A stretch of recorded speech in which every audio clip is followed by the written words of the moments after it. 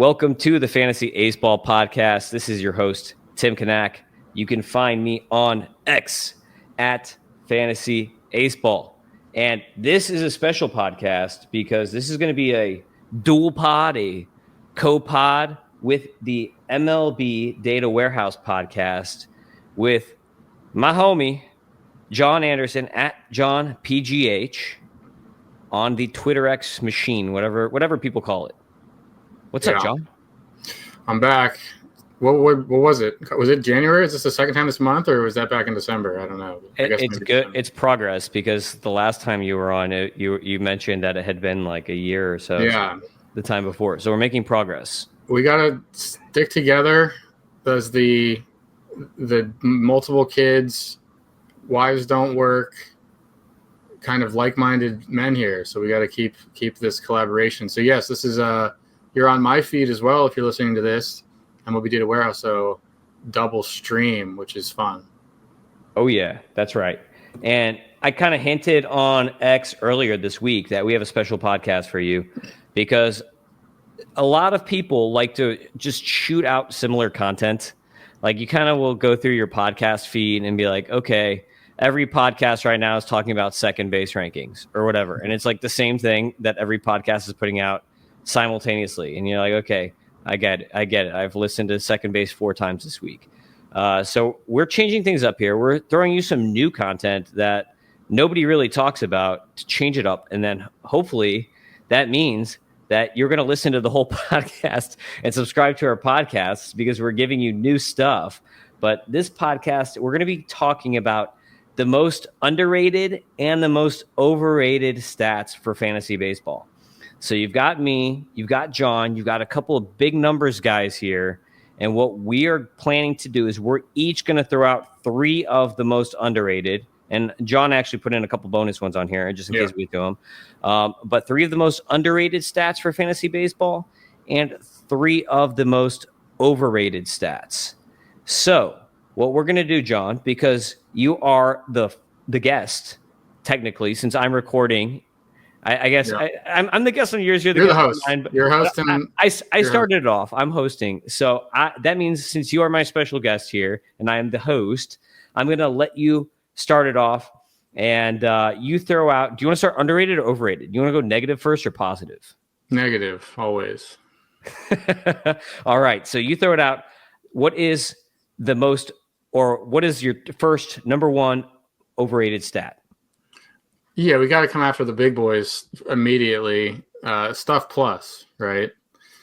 So this is you're right. This podcast is different, and it almost makes me nervous to do stuff like this. Not really, but we're the saying: teach a man, give a man a fish, feed him for a day. Teach a man to fish, feed him for a lifetime. But we don't I sell results. I don't want to give people here's how you can just figure this out yourself. You don't even need me, right? Not that this is going to do that, but I can understand those canned. Everybody loves a sleepers article or here's my 5 favorite draft picks. They're repeated and they get old, but that's what sells, and I actually understand it anyway. So, look, Stuff Plus on the notes, which people aren't seeing, but I think I can make an argument against Stuff Plus with one data point that Joe Boyle had 121 Stuff Plus last year. The league leaders are going to be in the 140s, depending on which model you use. And Joe Boyle's not good. Hayden Birdsong, another guy that I mentioned, I noticed it near the top. He's at 111. So if anybody's unfamiliar, won't spend forever on this, but Stuff Plus looks at the movement of the pitch, compares it with all of these other thousands of pitches thrown, and then compares which movement types, 3-dimensional space too. So you're talking about velocity, meaning how fast is moving forward, and then movement up and down. And it just kind of tries to figure out, based on all of the other thousands and hundreds of thousands of pitches that have been thrown, which ones tend to get the best results. And then it all puts that all into a scale of a number scale where a 100 is the average and everything above that is better, and vice versa. So the problem with it is that it is fun and it's new and it's the shiny new thing. I guess really got popular, I'd say 3 seasons ago. Everybody kind of lost their mind over it. And then it's a little bit less cited now because people have kind of realized the limitations of it.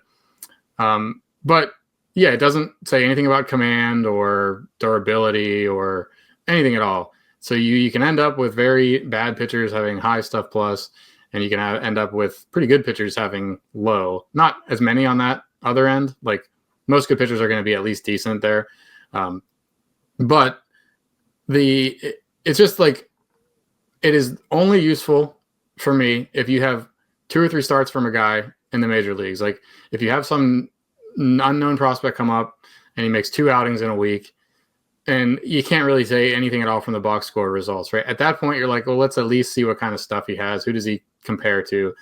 Is he good in this mark? And from there, go on. But otherwise, if you have any kind of bigger sample size, just use strikeout rate, walk rate, ERA indicator, SIERA, stuff like that. Use that over these granular advanced stats. It's just not all that useful. So I'm calling it overrated. Yeah. So stuff plus, like, I'll use it still, and I assume you still use it too every now and then, and it can help you with like certain pitches. But one of the good things about Stuff Plus is that Eno is pretty like he'll be public about like what the downfalls are or like what the weak points are. So he'll come out and say like, "Hey, Stuff Plus is not good with changeups." Like he's said that before. He'll come out and say like, "Hey, Stuff Plus is not good at reading deception." Like Stuff Plus is basically good at reading how a pitch moves, and generally like the movement of that, like the more a pitch moves is generally going to read better in it. So Stuff Plus is basically reading about pitch movement, right? And like we heard a ton, and you're the Pittsburgh guy, right? So we heard a ton last year about how Paul Skeens fastball, blah, blah, blah. It doesn't have the movement. It's not going to read great, blah, blah, blah, right? And then sometimes you don't, it's like, do you need that? Like if you throw 100, does it really matter? There's like a certain point where like it may not matter. And it's like, where's the diminishing returns between movement versus velocity versus like your ability to locate a pitch as a pitcher? And I think like generally, like people are getting too granular at some of the pitching stuff right now. Yes. And like, I love listening to pitcher lists. I love listening to rates and barrels. I think it's all great content, right? But like when you get that granular, you're getting away from the bigger part of the picture of the overall result. Like, is extension really going to matter? Like, is that going to win you or lose you a league, a pitcher's extension? Or, right. something so granular as that. Like maybe you pick one pitcher over another because everything else is even except for that one thing. But like besides that, if you're just an average fantasy baseball player, you're in a regular league with your bros or your gals or whatever, like you're not going to, like some of these granular things are not going to be the end all be all for you. And it's more important to look at things from a more overall perspective, which I think once we get to your first underrated, like that will make a little more sense, like why you like your first underrated against maybe like this one, if you want to get into that next before I give you an overrated one. Because I think I think those two things, the first two things on your list kind of go a little bit hand in hand. Yeah, I agree. And the thing is, first of all, about the Skeens thing, there's the case where you have a pitch that is really unique. Like Skeens, they don't even know what to call Skeens' second pitch. It was a splitter at first, and then now it's a sinker. It's just such a unique thing that the way with data modeling goes is that you're comparing it with other things. So you call this a splitter. So the model goes and it looks at all other splitters and it sees which kind of movement. But if no other pitch ever moves like it has nothing to compare to. The model breaks. It doesn't work. And I think that's what's behind what he said, the changeup stuff doesn't work. So again, like to use it as a tiebreaker, that's fair. I would say a tiebreaker in AAA. Like I like the guys. I can't do it. I've never built a Stuff Plus model, but I like the guys that have it, that can go into the AAA data and get that movement data and then assign a Stuff Plus. Because for sure, if the Cardinals are calling up Quinn Matthews and then another team is calling up some guy, and I can only pick one of them. Like I'd like to know the strikeout rate and walk rate in the minors. But yeah, if one guy's 30 points ahead in Stuff Plus, then I'll take him. Like that, it is a signal of upside, if nothing else. But after you get to a decent sample size, you throw it out. Like after, I don't know, 200, 300 batters faced, like you're going to have a pretty strong signal in K to walk ratio, which is my first underrated. I know it's low hanging fruit. It's an easy one to smash out. Everybody knows about it. Everybody knows it's good. But sometimes we forget it. A lot of people have moved on to Stuff Plus, to vertical, I don't know, what's it called? The thing that everybody vertical approach angle. That, and they wet their pants about the four-seam fastball, the measure IVP. Yeah. I can't. You hear so much about that, but it's like, okay, what's the K to walk ratio? And K to walk ratio doesn't work if you only have 1 or 2 starts. Like, that's what I'm saying. But after you have a sample size, tell me what the K to walk is, and that'll take me most of the way. And as the people have shifted to these other more exciting, more new, more sexy things, they leave old reliable K to walk ratio in the background. So if you want to get clicks on social media, then yeah, talk about the advanced pitching modeling stuff and put some stuff out about that. But if you want to evaluate a pitcher well, K to walk ratio is the first place you should go. So I'm calling it underrated still. It definitely is, because like I said, like, people are getting too much into the weeds right now. It's like K minus walk ratio will tell you way more, so much, like, a lot easier than digging into all like those random data points that you just mentioned. It's the Moneyball line, right? The scouts are all telling Billy Beane he's a good hitter. He's a good hitter. He's good. And he's like, if he's a good hitter, why doesn't he hit good? Like, if you have a high Stuff Plus, why don't you pitch good? Yeah. I mean, like, I get how, like, you might think, okay, if someone has a high Stuff Plus, but their K minus walk rate is bad, and then they have low walk rates, you might say, okay, I can see how their K rate could climb. So there's like indicators on how K minus walk could actually improve based on looking at some of the more granular data. But K minus walk rate stabilizes, I think it's after like 40 innings. It's like roughly like 40 innings or something like that. So anytime before then, it is not, like, if you're looking at a K minus walk over like a 1 or 2 game sample, like like 10 innings or 8 innings or something. Right. Like, don't do that. Really. Yeah. And then even minor league, it's tough with minor league too, because we talked about last time, the walk rates are so strange in the minor league. So if you're talking about minor leagues, I would just use K rate and kind of forget about walk rate for now, at least. Yeah, for sure. It's like, just in case you didn't listen to our last pod that we did, go back and listen to it anyway. But in case you didn't listen, the walk rate from AA to the majors makes a lot more sense than AAA. Like, AAA screws up all the data because of all the weird stuff they do at AAA and because of the PCL. So, like, basically AAA walk rates are just like a waste of time to even look at. That could change any year though, right? That's only true for right now, because who knows what they'll do in the next couple of years. But. Yeah, exactly. Well, they change the rules every year down there, so it's like, whatever. Yeah.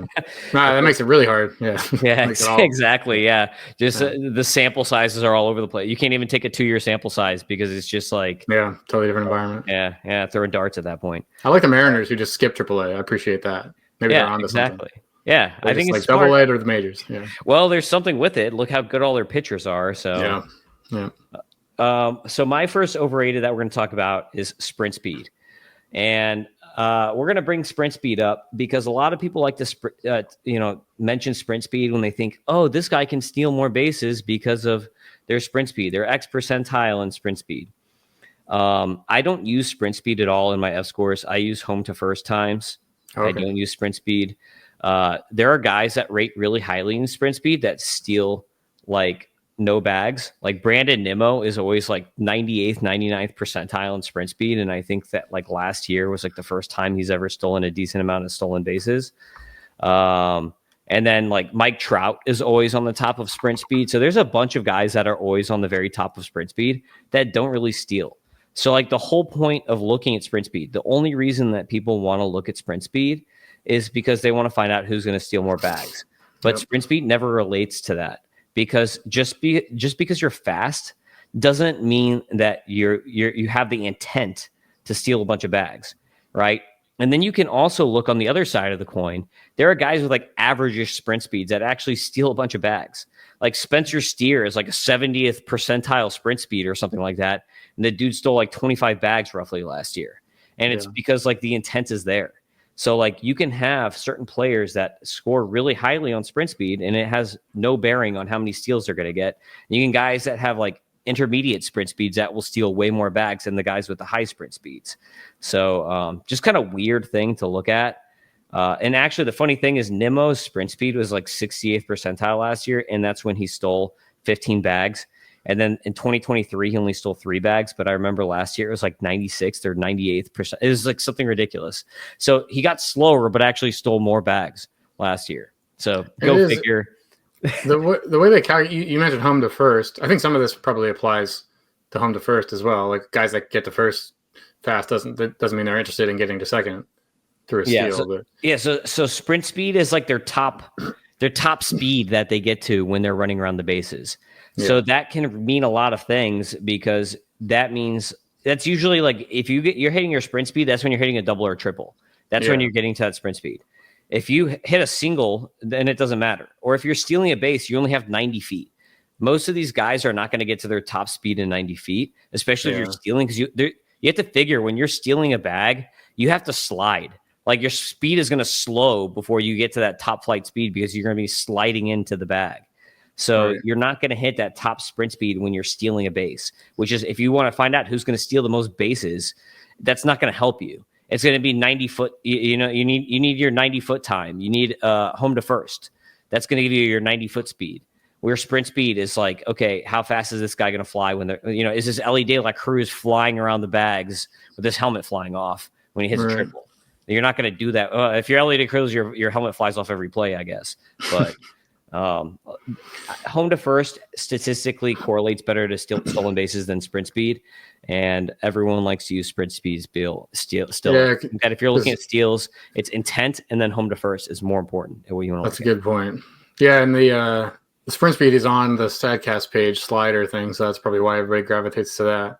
But yeah, it's a good point that stealing a base isn't exactly about how what your top speed is, but how fast can you get to. Like I imagine the most important part of stealing a base is the first couple steps, the jump and how quickly you can get up to speed and then handle the slide. So, I should switch my method a little bit there. You have to adjust for righty lefty though. I guess there's an easy way to do that, because lefties will get to first quicker. Yeah. What I do with my F scores is I just have like a left-handed versus a right-handed. So if the hitter's a lefty or the hitter's a righty, you just input you put your mean in. So you're just going to find what is your average sprint speed for a lefty versus a righty. And if it's a lefty or a righty, then you take it over the average. Yep. Okay. Yeah. Easy way to do that. Yeah.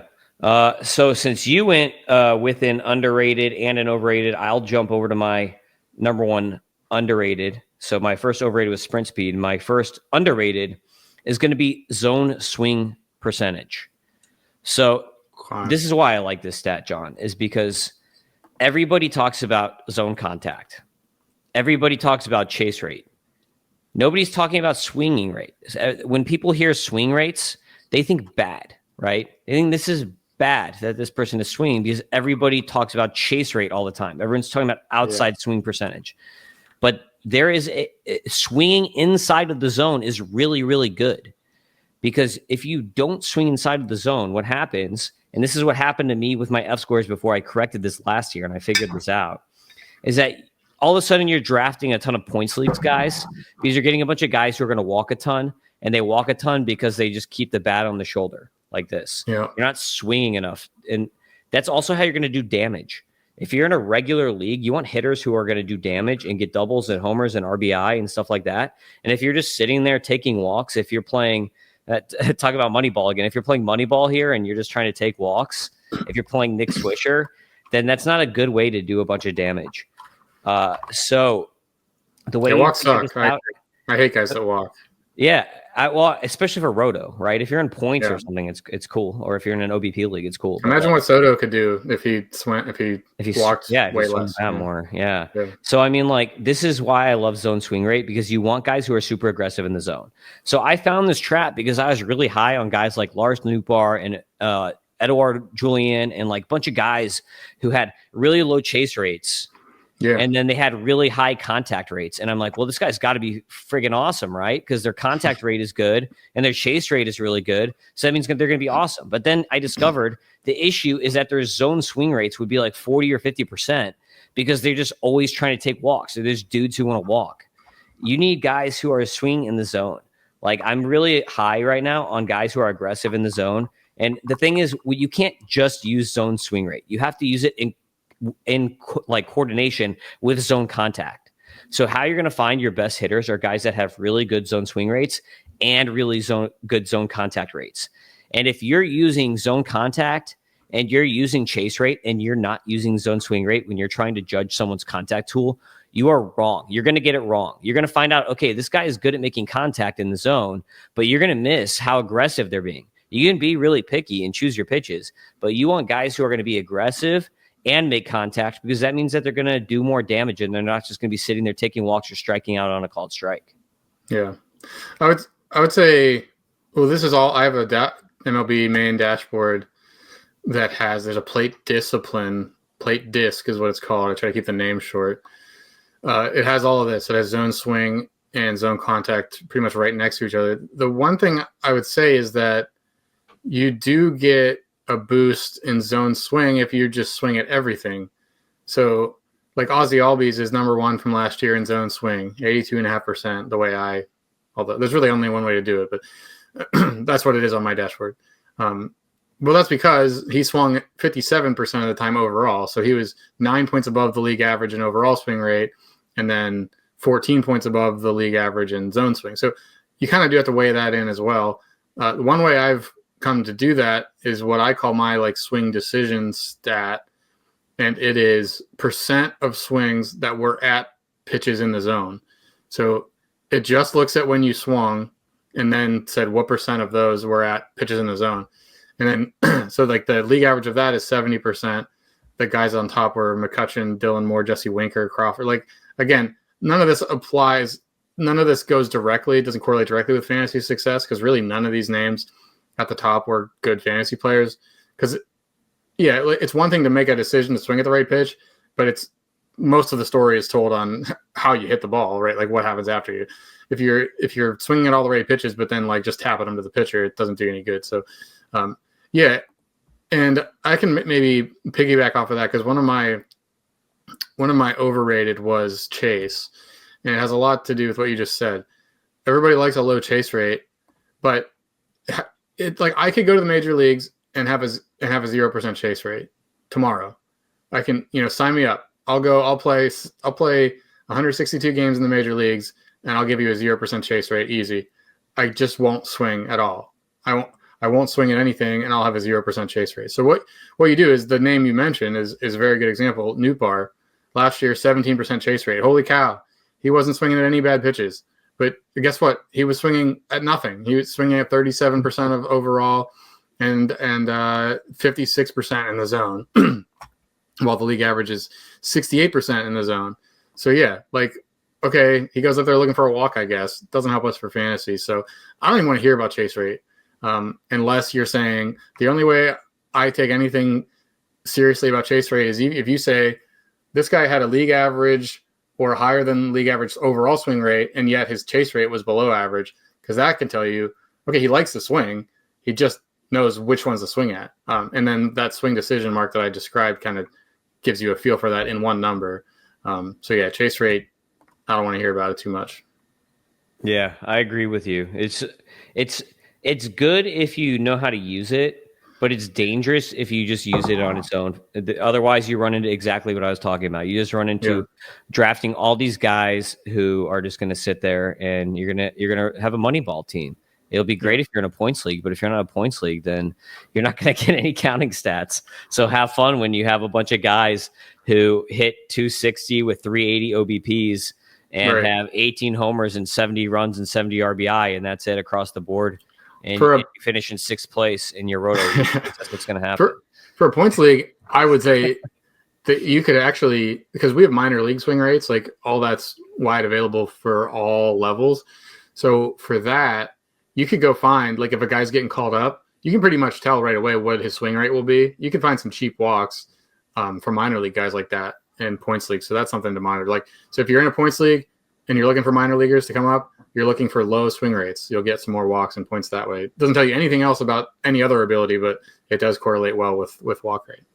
Yeah, for sure. All right. So that was one of your overrateds. That's chase rate. What's your next underrated? Back to pitchers, swinging strike rate and ball rate. So swinging strike rate is not my invention whatsoever. Everybody knows about swinging strike rate. What that is how many whiffs you get divided by how many pitches you threw overall. So it's not even just about the ones in the zone or anything like that. It's a really good picture of how often you're getting a whiff.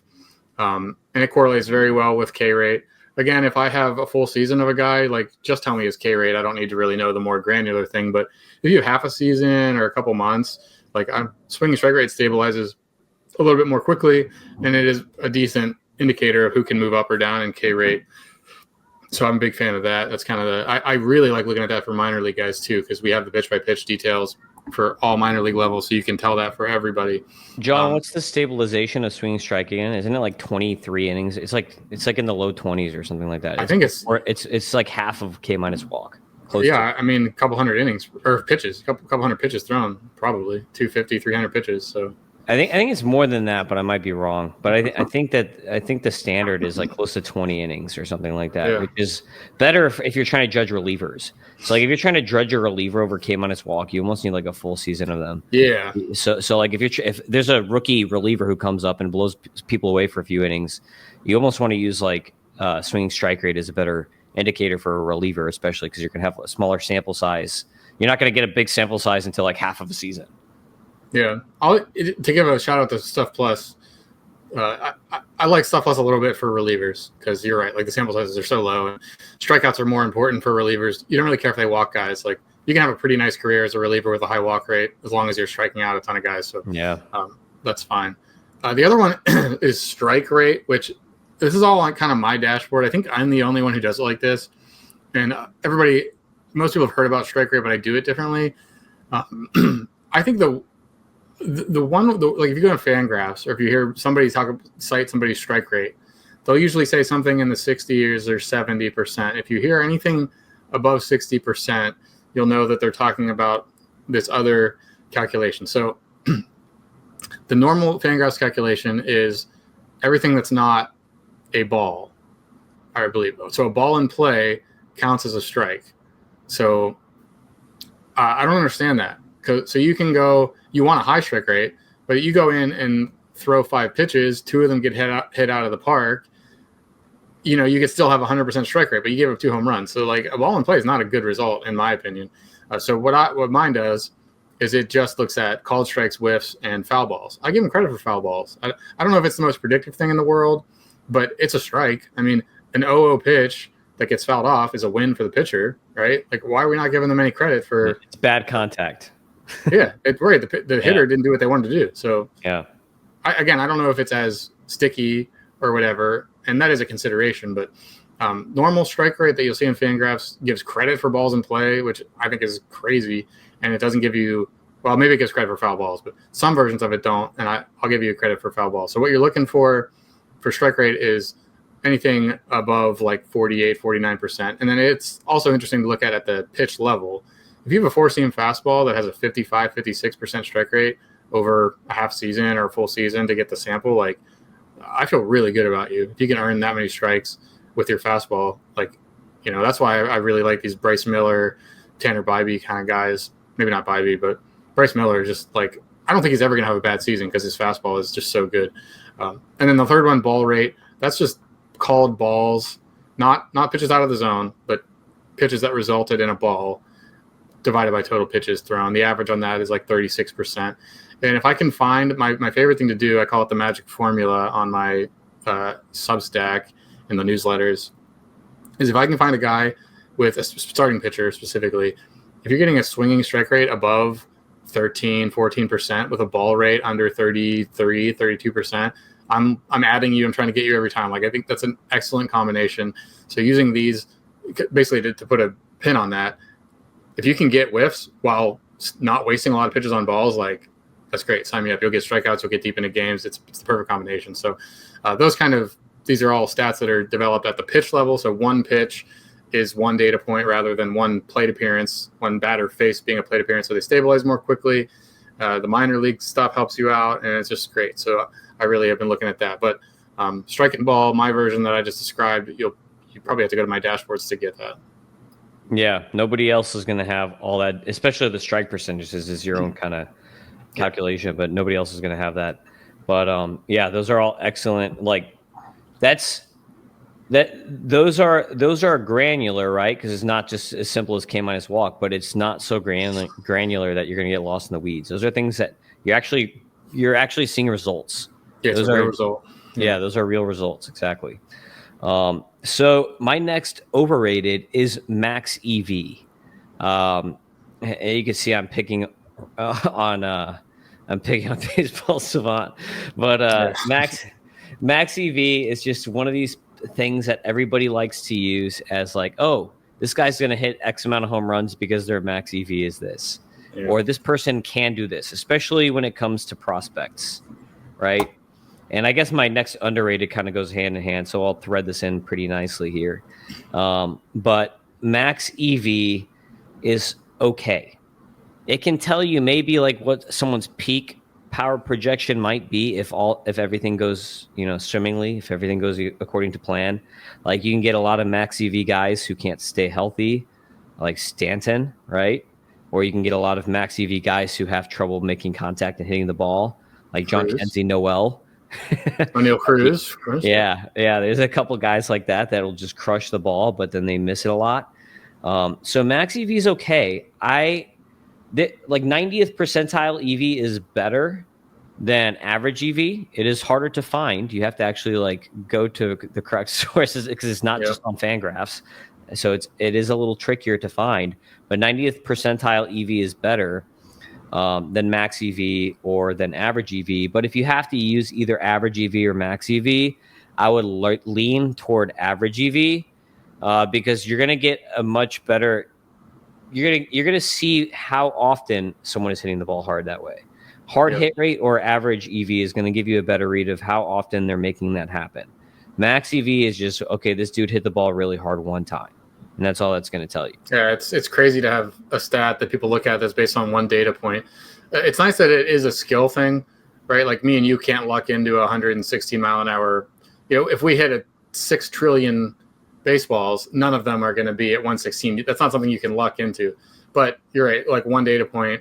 I mean, Yandy Diaz is near the top of the leaderboard. He hit a ball at 117 last year. He played all year and had 14 homers. So he's hitting balls hard into the ground. Who cares?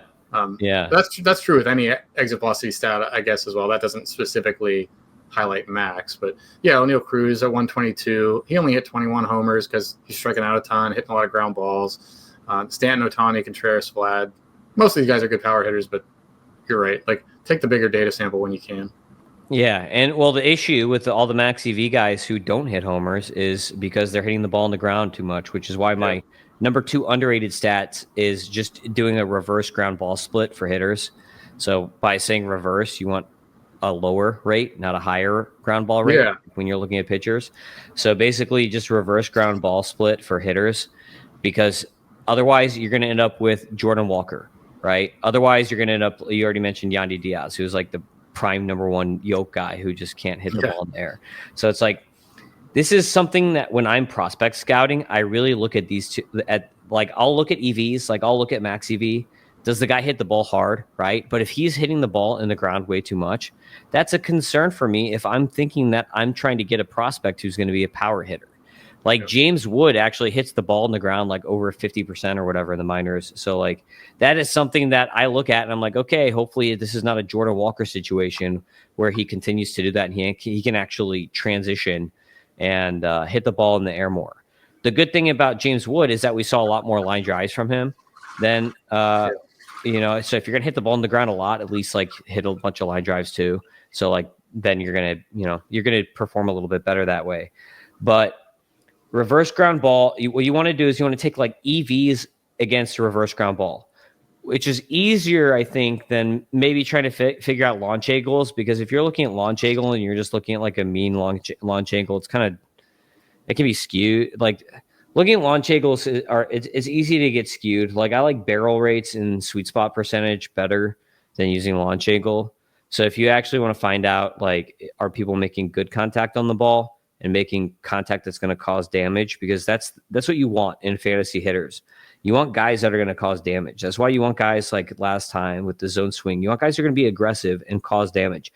You want guys who are going to hit the ball hard, but you want them to hit the ball hard in an area that is going to land and make it cause damage. It's going to be a home run, or it's going to be a line drive. It's not going to be into the ground and be a ground out. It's not going to be, hard foul ball. You want people who are going to hit the ball hard and it's actually going to do some damage. So max EV is just overrated because people always use it. People are always mentioning max EVs, and it's like, you're better off with 90th percentiles. You're better off if you have to with average EVs.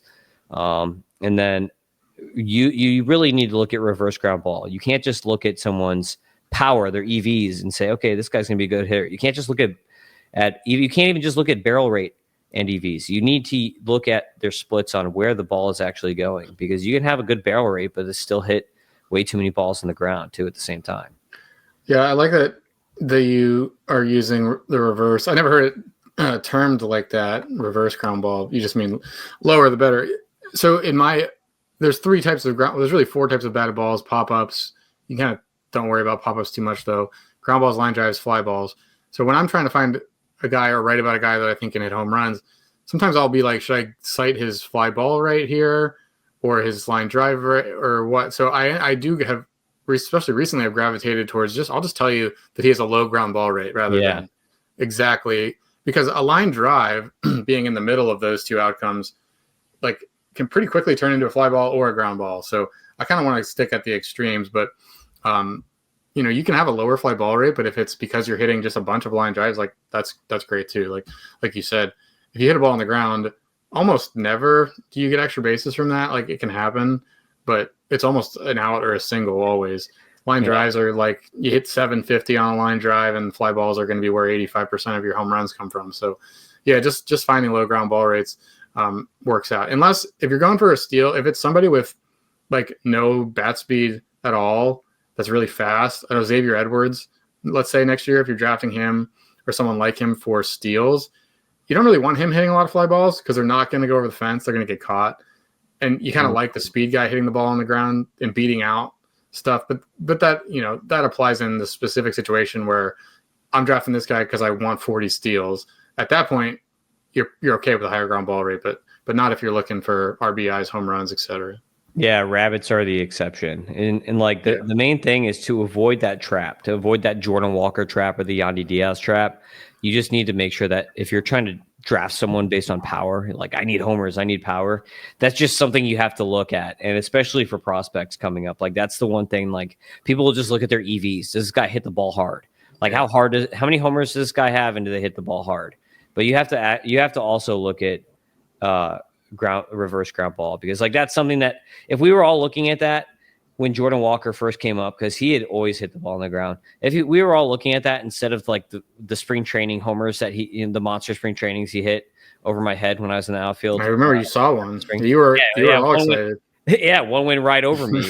He had like 3. I was at the game where he hit 3 of them or whatever, and like there were a bunch of people there.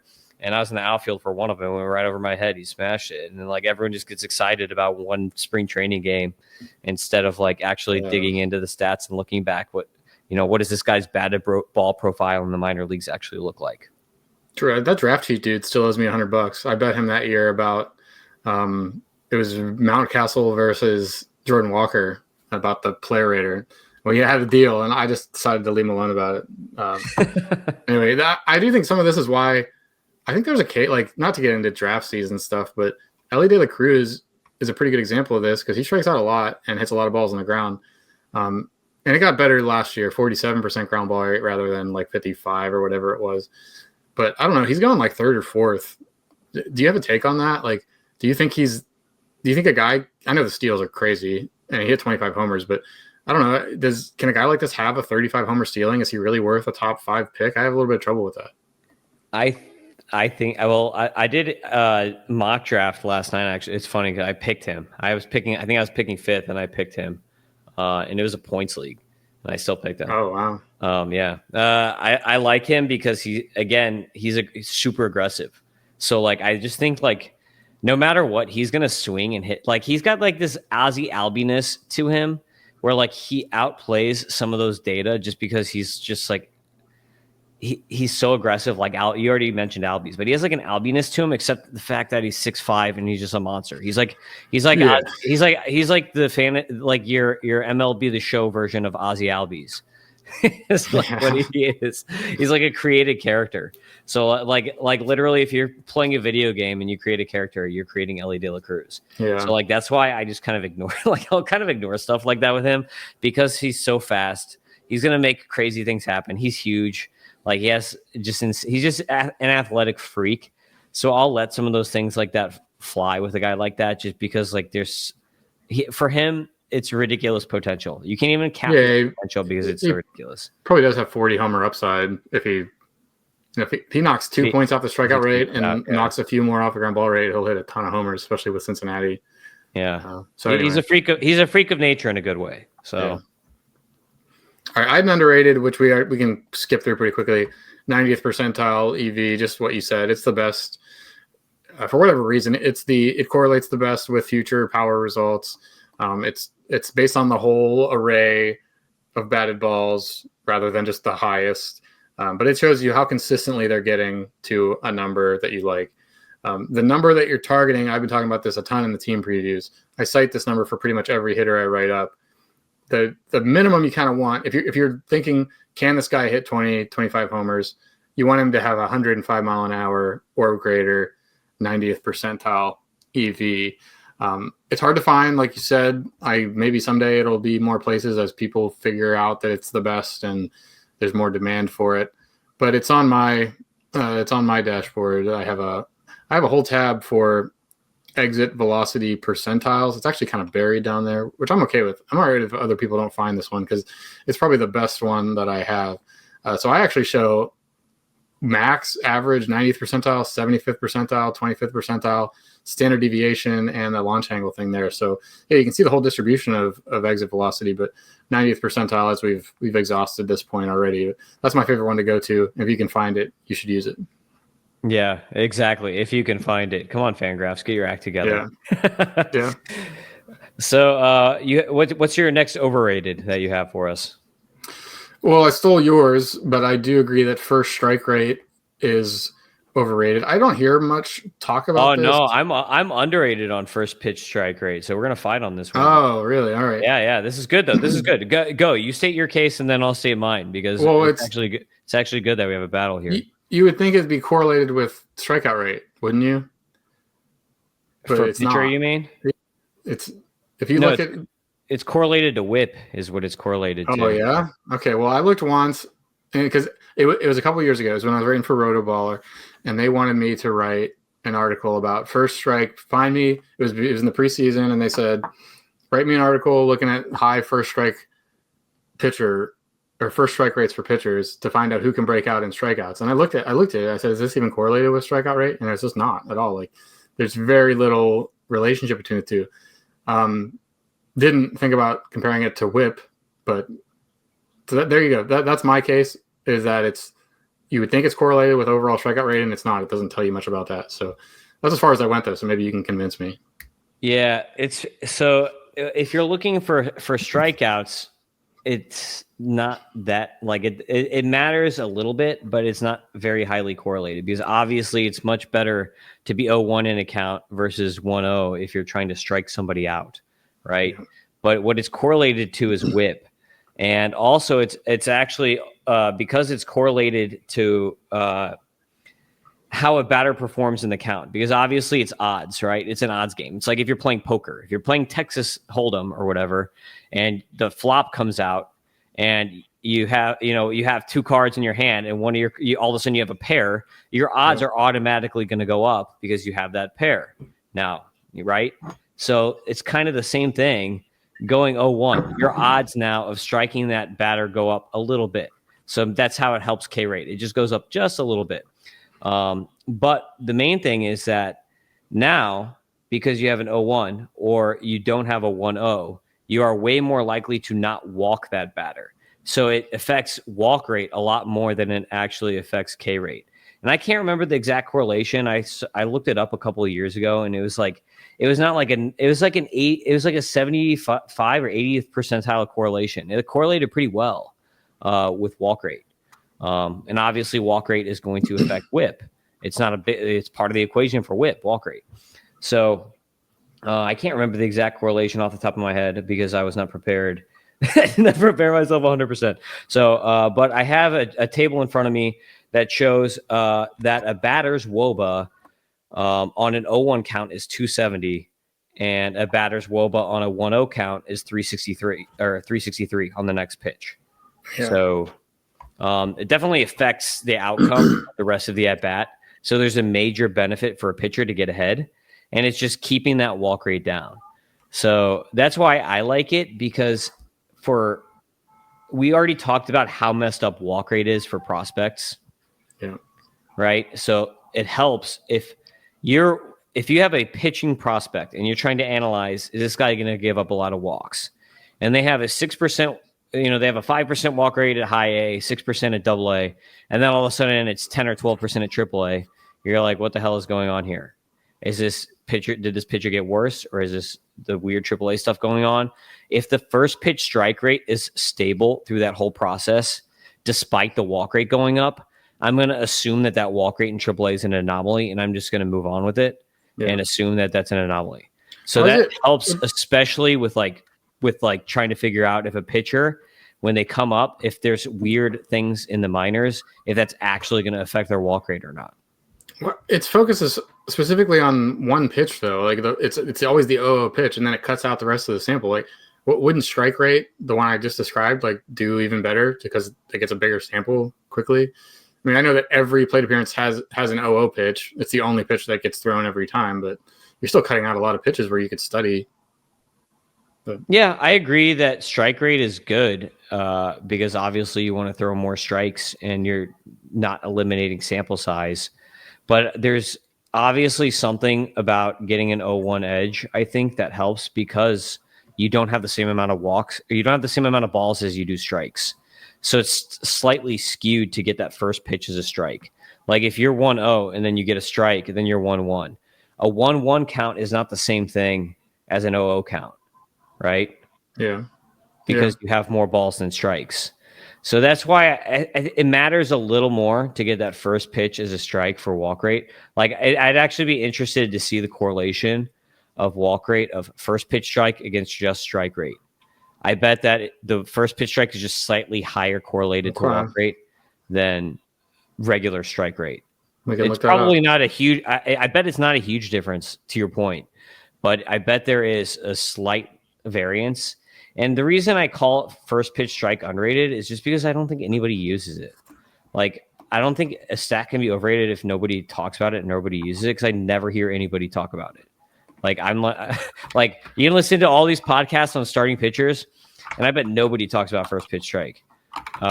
So, I mean, like, that's why I'm calling it underrated, because nobody's using it. But also, to your point, nobody's using strike rate either, right? Yeah. So like nobody's using either of the stats, and I think that they matter. See, the one people do use is CSW. That's kind of a pitcher list thing. Yeah. I guess they kind of invented it, which is why I try not to use it, because I don't like to give other people credit for their work. I don't want to do that. So, but that's pretty similar to this. That's called strikes plus whiffs. So that's pretty in the same ballpark. I will do that though. Tomorrow, I made a note to look up those correlations, and I'll tweet out some plots and stuff. We'll figure that one out. Yeah, I mean that'll help you through the full count. It's just more about like first pitch strike specifically targets that first pitch, because getting ahead in the count is such an advantage. Makes sense. I'll give it to you. Yep. All right. So you have, I have one more overrated, and you have, I think, a couple more because you have some bonuses in here. So let's just run to my last overrated here, so then we can fly through the rest of yours. We disagree on this one too. Oh yeah. So my overrated is ground ball rate for pitchers, right? I love it. So this is why I don't like ground ball rate for pitchers. And actually, I think you're going to come to my side on this one maybe a little bit than my position. Once I explain my position. Great. Okay. People like to use home run to fly ball rate to find out how many homers a pitcher is going to give up, which is wrong. Yeah, people like to use home run to fly ball rate, and people like to use ground ball rate to say, oh, this guy gives up a lot of ground balls, so that means they're not going to give up home runs because there's a lot of ground balls. If your whole point of using ground ball rate is to eliminate home runs as a possibility of causing damage, then you're using it wrong, because all you have to use is home run per 9 instead of home run to fly ball rate or ground ball rate. If you just use home run to 9, that's going to give you a lot better of a idea of, is this pitcher giving up a ton of homers or not, and is it skewed because they just have, give up a lot of fly balls. So home run to 9 will fix that issue. So ground ball rate for pitchers, to me, there are a lot of really good fly ball pitchers, like Hall of Famers that are fly ball pitchers, like Verlander, for instance, Scherzer. All these guys are fly ball pitchers, and they're also been like the best pitchers that we've watched growing up, right? So like, I just think that like there are like, if you hit the ball on the ground, to your earlier point, if you hit the ball on the ground a lot and you're a speedster, you can run a lot of those out. But that same player, if they hit the ball in the air, almost always is going to be an out, right? Because they're making too weak of contact. The ball's going to float up in there, and whoever, if you have a decent outfielder or whatever, they're going to get to the ball in time. So, like, to me, as long as you're getting outs, it doesn't matter whether it's a ground ball or a fly ball, as long as they're outs. So if most people are using ground ball rate because they don't want a pitcher that's giving up damage. I feel like there are better stats to do that than ground ball rate. Like, if I want a pitcher who's not going to give up damage, I'll use home run to 9. I'll use reverse barrel rates, right? Is a better metric for not giving up damage. A reverse barrel rate, you just look at the barrel rate for a pitcher, and you want it to be lower, right? It doesn't stick very well, though. There's a lot of ground ball rate's sticky, and like what kind of contact you give up is not.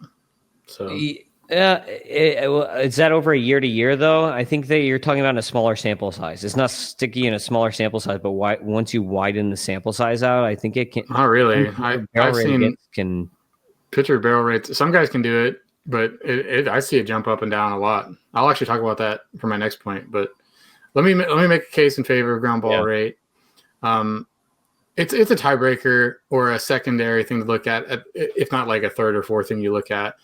But the one thing I found, and it's slight, is that if you're trying to project an ERA, say that's your goal. I want to build a team with low ERA. I'm first going for a K to walk. But if I have two guys that have the same K to walk ratio, say they're both at 15%, I will take the high ground ball guy for a lower ERA because he's not giving up the home runs as often. And a home run is an earned run every single time. Every single time you give up a home run, it's at least one earned run, your ERA goes up. A ground ball is not an out at a higher rate than a fly ball is. That's true. You have about the same chance of recording an out, ground ball, fly ball. Double play is much more common with a ground ball, obviously, so you can double up the outs. That helps. And yeah, fly ball, you will often give up, 15% of the time, whatever, depending on if you use StatCast or Fangraphs. Between 10 and 15% of the time you give up a fly ball, it goes over the fence and it hurts you. Ground ball, that's 0%. Can't give up a home run on a ground ball. So it's a tiebreaker for me, but right, like I am not going to be drafting Andre Palante, your boy in the Cardinals, is that how you say it? Because he had a 62% ground ball rate last year. 200%, yeah. Crazy stuff. Like everything, even his four-seamer goes on the ground. Like it's not a four-seamer. I don't know. I should watch the tape on that guy because he has ball. What he did was he didn't go to Driveline. It was last year. He went to one of those pitching labs, and they developed the death ball. So basically, it's not a forcing fastball. All he did, no, he just has a spiked curve. All right. It's just all he does is he throws his curve a little harder and spikes it as much as he can. Okay. And then so people hit on top of it because he's spiking it so much, and they just hit on top of it and ground it out. It's a hilarious leaderboard. If you go look at forcing fastball sort by ground ball rate, it's hilarious. He's like a lap ahead of everybody else. And so I look at that, I'm like, that's not a forcing fastball. And now I'm proven right. So thank you. Anyway, he has a great ground ball rate. Doesn't mean I want any part of him because he has an 18% K rate and a 9% walk rate. Like his K to walk is awful. So yeah, he probably won't give up a ton of home runs. I'm not sure what his home run per 9. Yeah, he gave up a home run every 64 PAs last year. So that's great. But whatever, like all he's doing instead is walking guys, giving up a bunch of hits. So like no thanks on him. But I mean, Christopher Sanchez, like 20% K rate, 6% walk rate. It's a mediocre K to walk, but the 58% ground ball rate should keep his ERA pretty low because just not giving up home runs and getting double plays. So that's my case for it.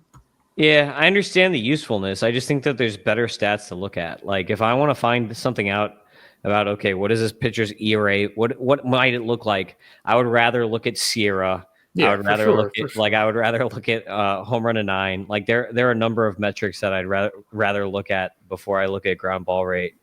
So but we're writers. I mean, I can't just, if I got to write up a player, I can't just tell you, here's the Sierra, here's his K to walk. Here's the K minus walk, and here's the Sierra. There you go. Yeah. Here's the best guy.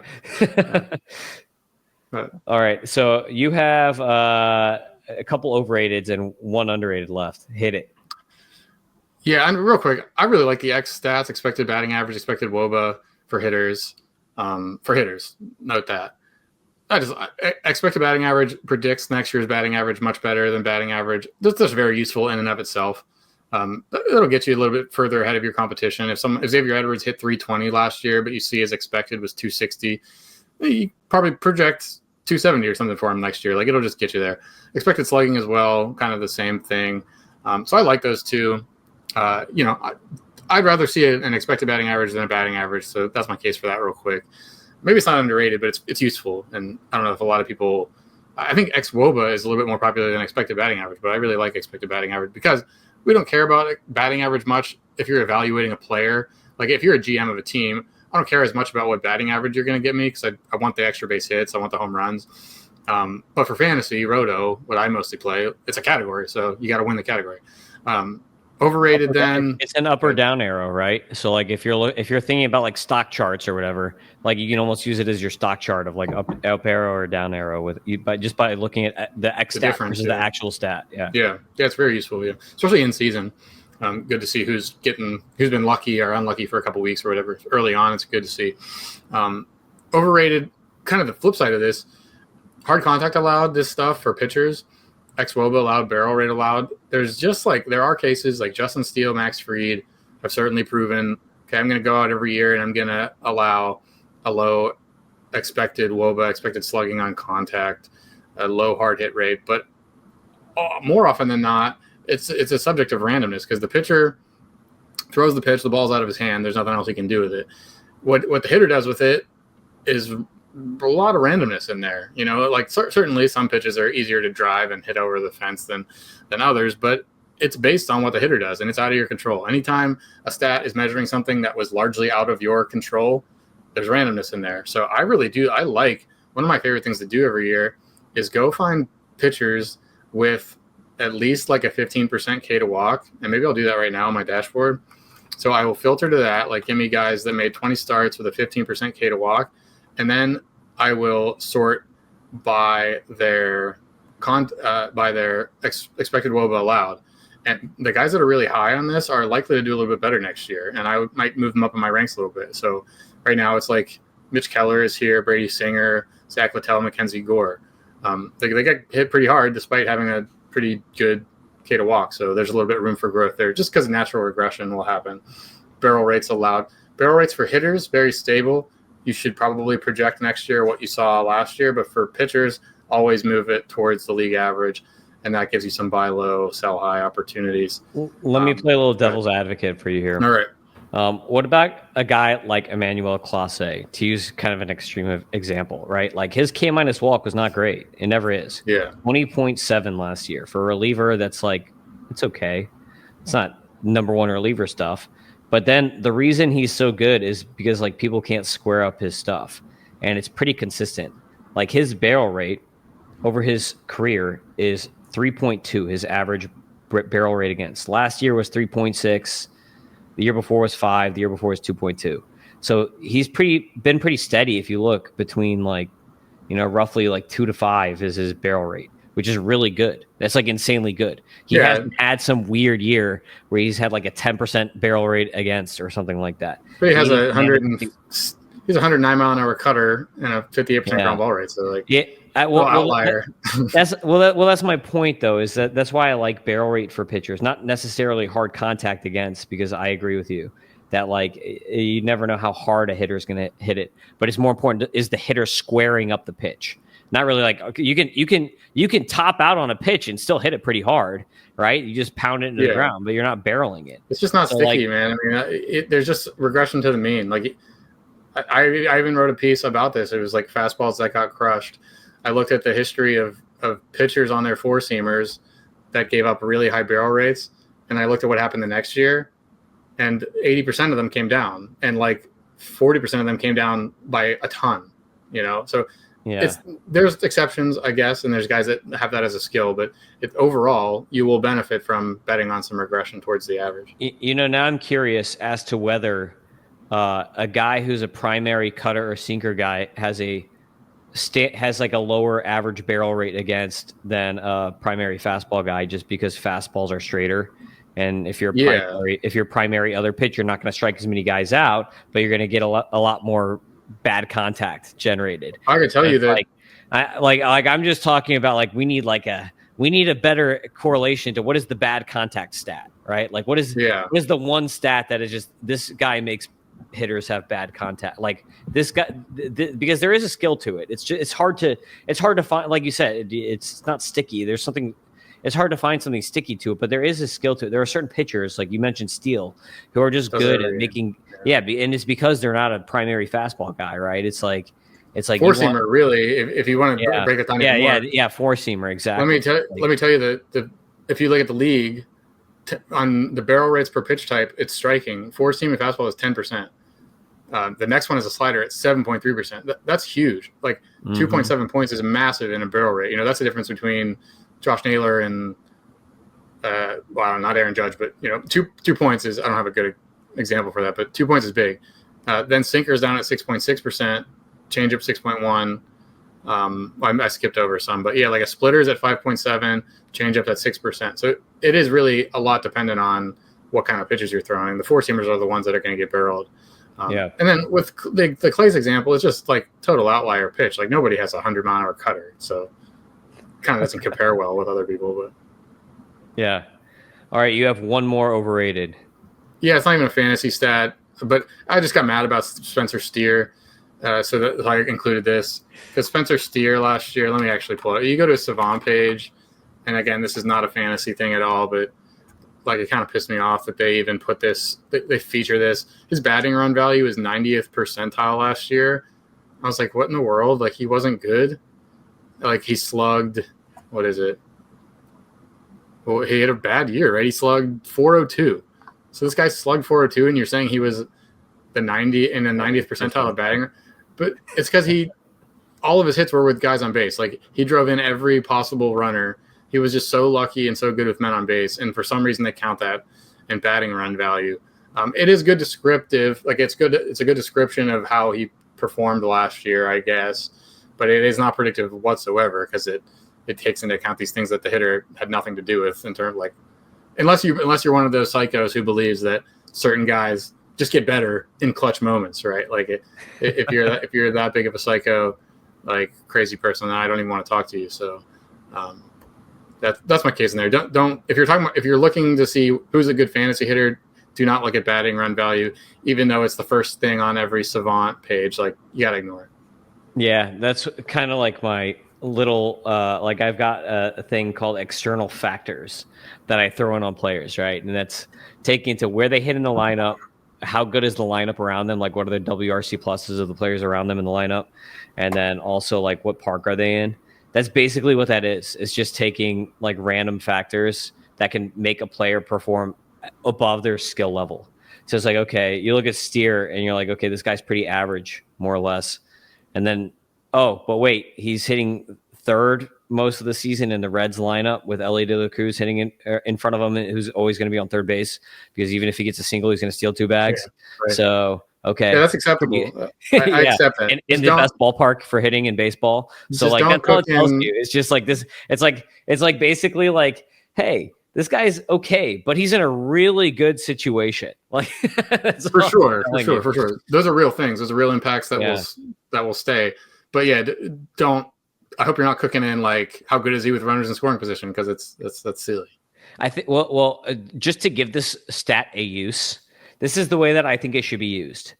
You look at what it was last year, and if Spencer Steer gets traded to the Mariners, then you know how much to downgrade him.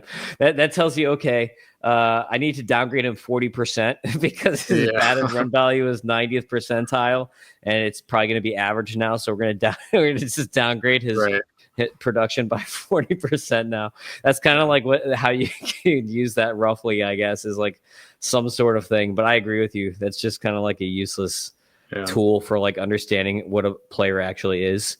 It's just like random. That's like your random stat right there. It's descriptive, not predictive. There's a big difference. You'll go far if you learn the difference there. So yeah, if nothing else, this podcast we maybe changed the way a few people view these savant player cards because we poked some good holes in a lot of these featured stats, I think. Yeah, no more popsicles. Go to John's tableaus. Go to John's Dash and you will be a lot better off. There you go. So anyway, John, you got anything to what do you promote on the pod here at the end of the podcast? I'm working hard right now. MLB Data Warehouse. It's jona.substack.com. Team previews. So I've written up. I have rankings out. The way I do my rankings is I go player by player. I start in October, team by team, player by player, put them all on a list, go one by one. So I build it completely from scratch. That's finally finished. Team previews are coming out, position previews, and I'm doing podcasts, a ton of podcasts for free.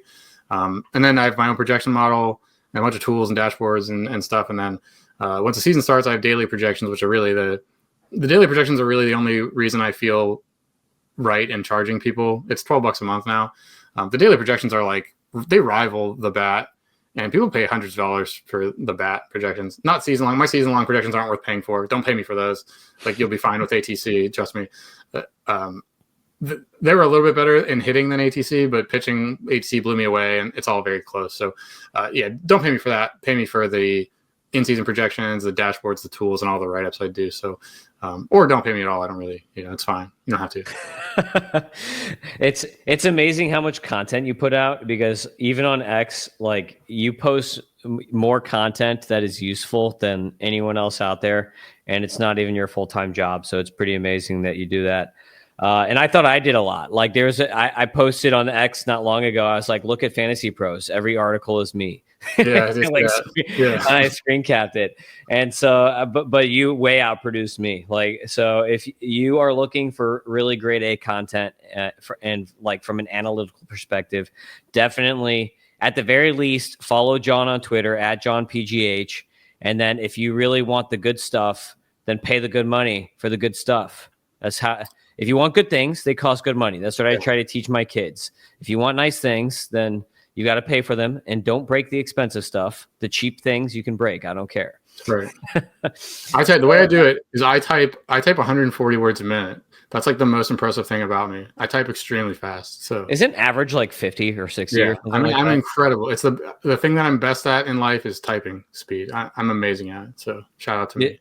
So you'll only lose to that one guy who had the implant put in his head, who can I looked at it in college. I was feeling really full of myself. Like, I didn't have a girlfriend. I was on the tennis team. I weighed 120 pounds, but I was like, damn, I type really fast. Like, I'm the man.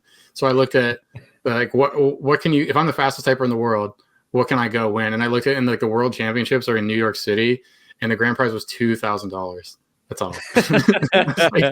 It would cost me that much to get there and stay for a night. So not worth the time. Yeah.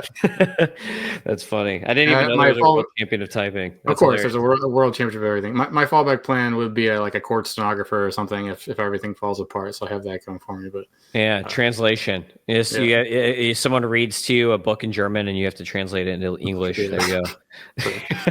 All right, man. This was a good time on both of our podcast feeds.